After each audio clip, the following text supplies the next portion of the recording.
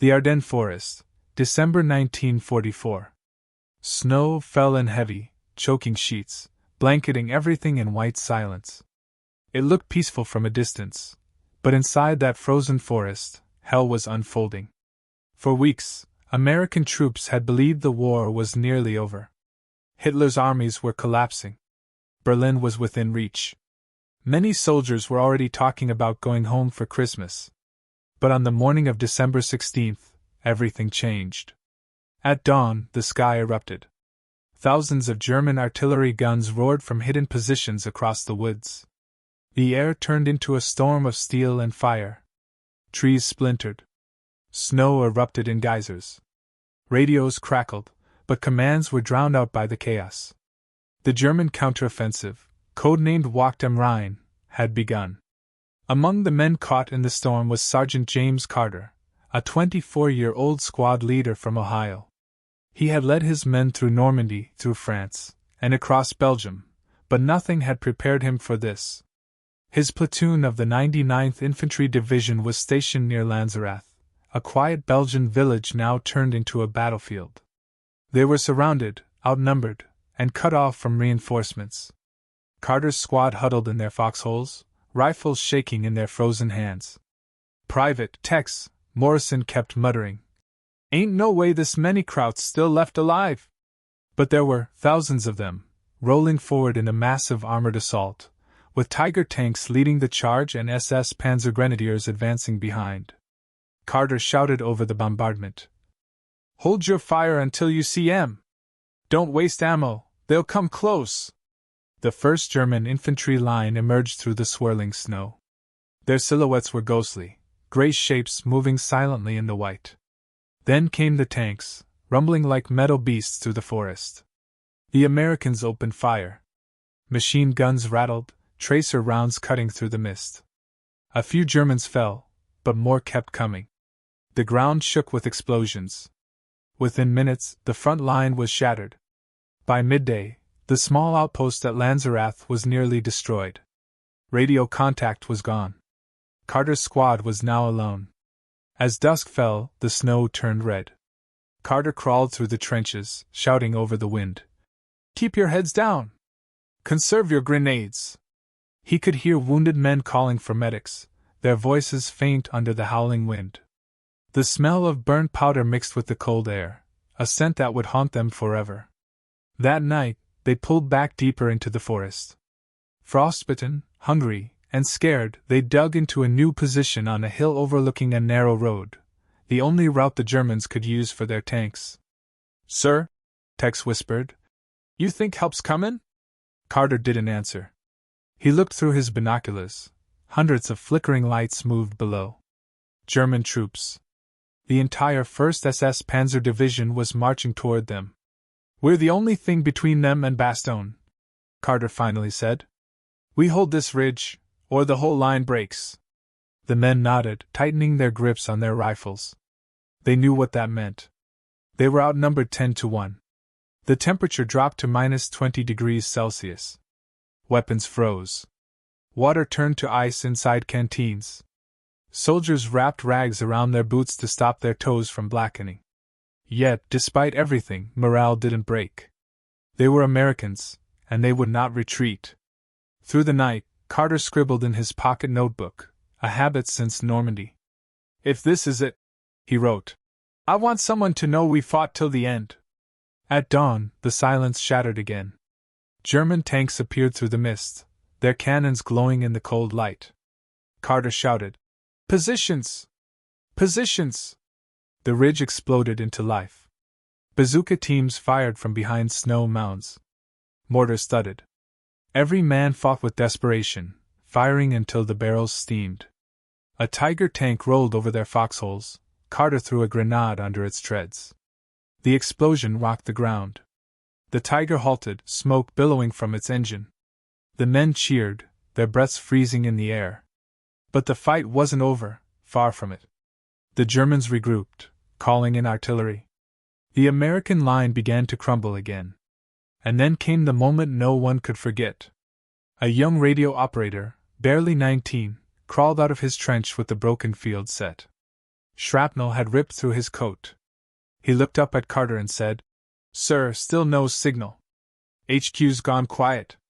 Carter knelt beside him, his breath visible in the freezing air. "Then it's just us now," he said.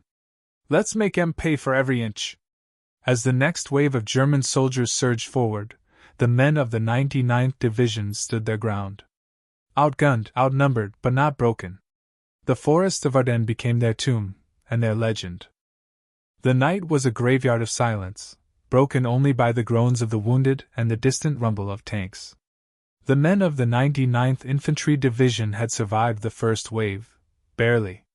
The ridge they'd held was now nothing but blackened trees and craters. Their ammunition was low, their radio useless, and the bitter cold gnawed at their bones. By morning, the snow had turned gray with ash. Sergeant James Carter looked around. Half his squad was gone. He didn't know whether they'd fallen back, been captured, or simply disappeared beneath the snow. But he knew one thing: the Germans weren't stopping. Far to the south, the town of Bastogne was becoming the center of the storm. A crossroads vital to the Allies, it was now surrounded by German forces on all sides. The 101st Airborne Division, the legendary Screaming Eagles, had just arrived to hold it. Carter's remaining men, 9 in total, began the long, frozen trek toward Bastogne, following the distant sounds of artillery. The forest seemed endless. Trees groaned under the weight of ice, and frozen bodies marked the trail like grim signposts. Private Tex Morrison limped beside Carter, rifle slung across his shoulder. "Feels like the world's ended, Sarge. Just us left in it." Carter gave a faint grin, teeth chattering. "Then we're the last damn guardians." Hours later, as dusk fell, they reached the outskirts of Bastogne. The town was in chaos, burning trucks, shattered windows, and medics hauling stretchers through the snow. But despite the destruction, the 101st had dug in. Sandbags lined the streets, machine guns mounted on windows. Every man knew this was their stand. Colonel McAuliffe, the commanding officer, issued his now legendary order: "We hold Bastogne. No retreat. No surrender." By the 21st of December, the town was surrounded. German tanks closed in from all directions. The roads were cut off. Supplies were gone. The men were running on half rations and pure willpower. Carter's squad joined a group of paratroopers on the north perimeter, near a snow-covered farmhouse. They fortified it into a strongpoint, stacking sandbags and setting up a .30 caliber machine gun in the window. As night fell, tracer rounds cut across the dark sky. German mortars began pounding the area, shaking the walls. Snow and dirt rained from the ceiling. Inside the farmhouse, Carter checked his rifle. His fingers were numb, his lips cracked from the cold. "Ammo count!" he shouted. "2 mags left." "Out of grenades," came the replies. Then the sound came, deep, mechanical, and terrifying. The grinding rumble of panzer engines. The men froze. The farmhouse trembled as tanks rolled into the fields below. A flare burst overhead, bathing everything in ghostly white light. German infantry advanced behind the armor, shouting commands in the distance. "Positions!" Carter yelled. "Wait for 'em to close!" The tanks opened fire. The first shell hit the barn, wood and shrapnel exploded everywhere. Carter was thrown to the ground. Ears ringing, he crawled back to the window and returned fire. The paratroopers beside him unleashed everything they had. For 2 hours the fight raged. One German squad managed to reach the fence. Carter cut them down with the machine gun, the barrel glowing red from the heat. The farmhouse was collapsing, but they held it. At dawn, the smoke cleared. The Germans had pulled back, for now. Carter looked outside. Dozens of enemy dead littered the snow, their gray uniforms blending with the frost. His men were exhausted, hollow-eyed, trembling, but alive. Tex leaned against the wall, coughing. "They'll come again, won't they?" Carter nodded slowly. "Yeah. But so will we." That night, snow fell again, soft, silent, cruel. The men huddled around a dying fire, trying to keep their hands from freezing solid. One of the paratroopers pulled out a harmonica and played a slow, haunting tune. It drifted through the shattered walls and out into the frozen battlefield.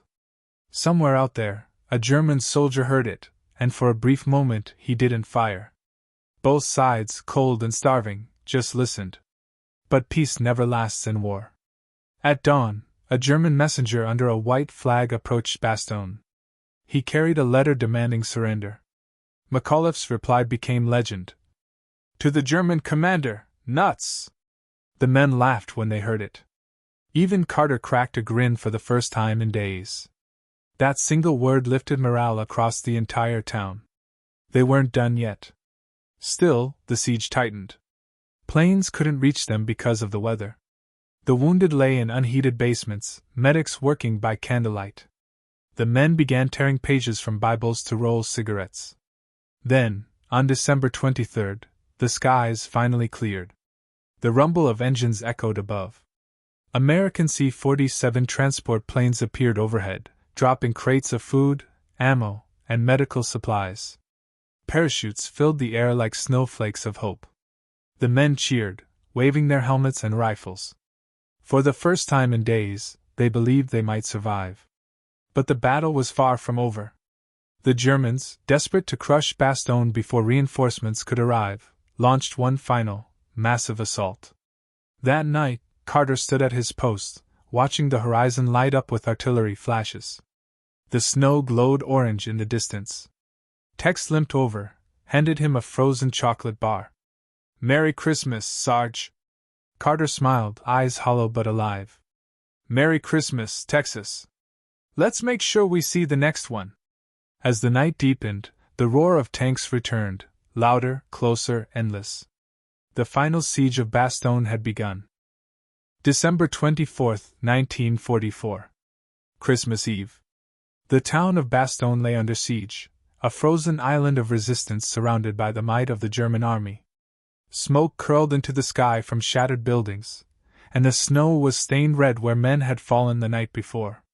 Sergeant James Carter hadn't slept in 2 days. His men were exhausted, their faces pale from hunger and cold. But their spirits, somehow, were still unbroken. The night before, they'd listened to McAuliffe's "nuts" reply echo through the ranks. It became their battle cry. Every man in Bastogne had taken it personally. "They want us to surrender?" one soldier had said. "They'll get bullets instead." Now, as the sun crept over the horizon, the Germans began their next assault. The first shells came screaming in from the east, hitting the edge of town. Houses exploded in showers of brick and snow. Carter threw himself into the trench as a blast wave slammed over him. His ears rang. His breath froze midair. "Positions!" he shouted, his voice hoarse. "They're coming again!" Through the smoke, German infantry surged forward, disciplined, relentless, and wrapped in white camouflage. Behind them came panthers and king tigers, their engines growling like beasts of iron. Machine guns roared. Mortars thundered. The ground shook as tanks rolled over the frozen soil. Private Tex Morrison, still limping from a shrapnel wound, took aim with his M1 Garand. "Here we go again, boys," he muttered, firing until the clip pinged empty. The men of the 99th and 101st fought shoulder to shoulder. The snow was filled with muzzle flashes and smoke. Carter's squad was pinned in a half-collapsed barn at the edge of town, firing through gaps in the walls. A tank shell hit nearby, blowing the door off its hinges. Splinters flew like knives. Carter shouted, "Bazooka! Where's the bazooka?" A paratrooper tossed him the tube. Carter knelt by the window, waited until the tank was only 50 yards away, and fired. The rocket streaked through the air, slamming into the Tiger's lower hull. The explosion tore through its armor. Flames erupted from the engine compartment. The men cheered, but only for a second. Another tank emerged behind it. There was no time to reload. The Germans kept advancing. The street turned into a war zone, smoke, fire, and screaming men. And then, silence. Out of nowhere, the German assault stopped. The tanks pulled back. The infantry melted into the forest. Carter stared, confused. "Why'd they stop?" No one knew. For the first time in days, the battlefield was quiet. Then a distant sound reached them, not gunfire, not artillery, but something new. Engines. Lots of them. One of the paratroopers grabbed his binoculars and looked toward the southern horizon. His voice broke with disbelief. Holy hell, that's Patton. That's the Third Army. Down the frozen road, columns of Sherman tanks appeared, their white stars gleaming in the winter sun. Behind them came trucks, medics, and long lines of infantry. General George S. Patton's Third Army had done the impossible, turned north through blizzards and snow-covered roads to relieve Bastogne. The men erupted in cheers. Some laughed, some cried, some just slumped to the ground in silence. The nightmare was ending. But Carter knew it wasn't over yet. Patton's tanks were still miles away, and the Germans were regrouping for one final counterattack. That night, Carter's squad was ordered to hold a key crossroads south of Bastogne, a narrow point where the German armor would have to pass to cut off the relief column. When they arrived, the scene was pure devastation: wrecked vehicles, dead soldiers, frozen in unnatural poses. The snow was blackened from explosions. They set up defenses, machine guns, sandbags, and a single 57mm anti-tank gun barely working. Tex looked at it and laughed dryly. Guess this is our Christmas decoration. Carter smirked. Then let's make it shine. At midnight they heard it, engines again. German tanks. The counterattack had begun. Through the fog, massive shapes moved, Panthers advancing slowly, supported by infantry. The Americans held their fire until the tanks were within 200 yards. Then Carter shouted, "Fire!" The 57mm gun roared. The first shell hit a tank's treads, blowing it apart. Machine guns rattled. Tracers cut across the night. The crossroad became an inferno. Tex manned the .30 cal, firing until the barrel smoked. "Merry Christmas, you sons of—" he yelled, voice drowned by explosions. The Germans returned fire. Mortars rained down. The men fought in total chaos. Carter crawled through the snow, dragging the wounded to cover, shouting over the noise. A shell exploded near him. The blast threw him backward. His helmet flew off. For a moment, everything went white. He woke to see Tex kneeling over him, shaking him. "Sarge! Come on, we gotta move!" Carter's ears rang, his vision blurry. He could barely hear Tex's words, but he saw the glow of burning tanks and tracer rounds zipping through the dark. Together, they crawled back to the trench line. The crossroad was still theirs, for now. When dawn came, the Germans were gone. Burned-out tanks littered the road. Dozens of enemy bodies were frozen in the snow. The attack had failed. In the distance, the rumble of American engines grew louder. The first Shermans rolled into view, their crews waving from the turrets. The siege was over. Bastogne had held. Patton's army had arrived. Carter stood by the road, snow falling on his dirt-covered face. Tex handed him a cigarette, his hands shaking. "We made it, Sarge." Carter nodded slowly. "Yeah. We made it." He looked at the men, those who remained, and at the stretch of frozen forest that had taken so many lives.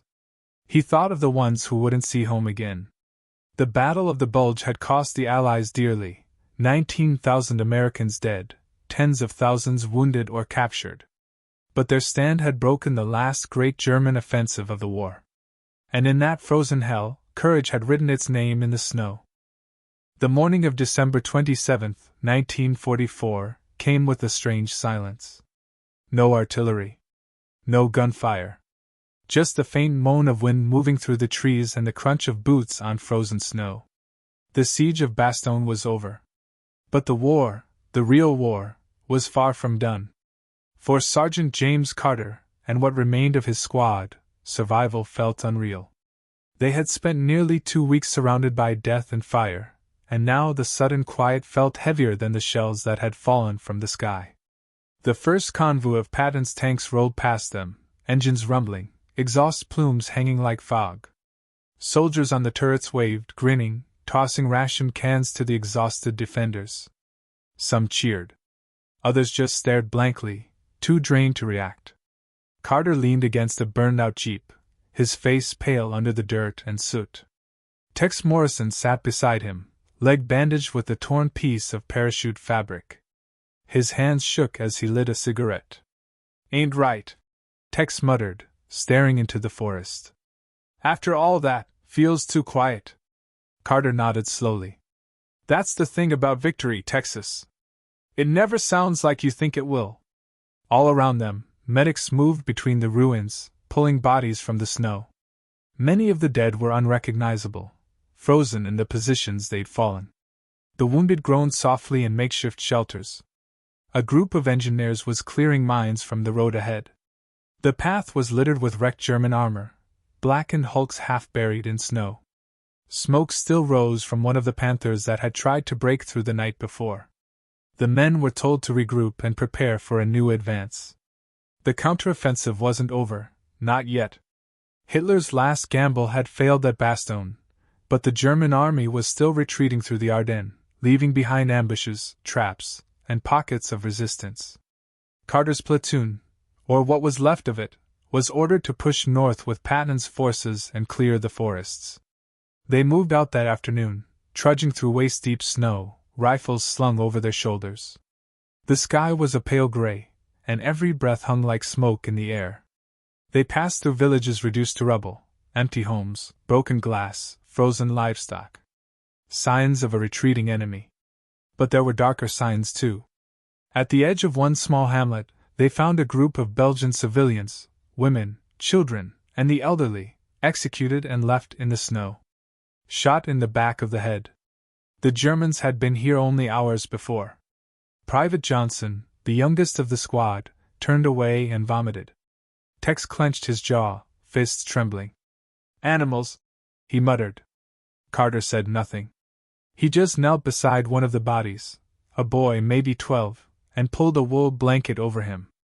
His gloves were stiff with blood. By the time they reached the forest again, snow was falling hard.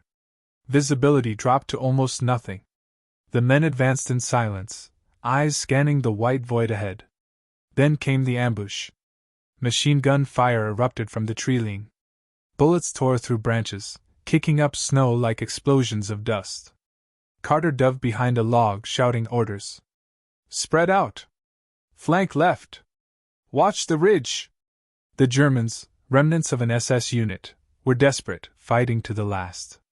Their uniforms were tattered, their faces gaunt, but their firepower was still deadly. Tex fired burst after burst from his bar, the weapon shaking in his frozen hands. The forest filled with gunfire and screams. The Americans pushed forward inch by inch, using trees for cover. A grenade landed near Carter. He barely had time to react. It went off, flinging him backward into the snow. His ears rang, his vision dimmed, and for a second, everything slowed, just falling snow and distant echoes. He came to minutes later, dazed, blood trickling from his ear. Around him, the fight was ending. The Germans were retreating again, leaving their dead behind. Tex appeared beside him, limping heavily, smoke rising from his rifle barrel. "That all of them?" he asked, panting. Carter nodded weakly. "For now." They secured the ridge by nightfall. The remaining Germans had scattered into the woods. The Americans dug in for the night, setting up a perimeter. The snow had stopped, but the cold deepened, biting, endless. Carter sat by a small fire, flipping through his battered notebook. He read the names of the men who had fallen, 26 from his platoon alone. He underlined each one carefully, as if afraid they'd be forgotten otherwise. Then, in the corner of the page, he wrote, "We held the line. Whatever that's worth." The next morning, Patton himself drove through the cleared road, a green scarf around his neck, ivory-handled revolvers gleaming at his side. He stopped to speak with a group of exhausted infantrymen, Carter's squad among them. "You boys saved Bastogne," Patton said, voice sharp and proud. "You held when the whole damn world thought you'd break. The Krauts threw everything they had, and you threw it right back." He paused, looking over the snow-covered battlefield. "The world will remember what you did here. Now get some rest." You've earned it. Carter saluted weakly. As Patton's jeep rolled away, he looked back at his men, what few remained. Tex gave a tired grin. Guess we're famous now. Carter smirked faintly. Yeah. Let's hope it was worth it. The Battle of the Bulge would rage on for weeks more, as Allied forces pushed the Germans back toward the Rhine. But the worst was over. Bastogne had held, and with it, the hope of victory in Europe. For Carter, the war would go on, through more villages, more snow, more names written in that notebook. But he would never forget the Ardennes. The frozen nights. The white fields stained with courage. The brothers he lost, and the few who made it home. In the end, there were no medals for survival. Only memories. And the silence of a forest that had seen too much. As he walked away from the ridge, the wind carried faint echoes, the sound of distant church bells from a liberated town. For the first time in weeks, it didn't sound like artillery. It sounded like peace.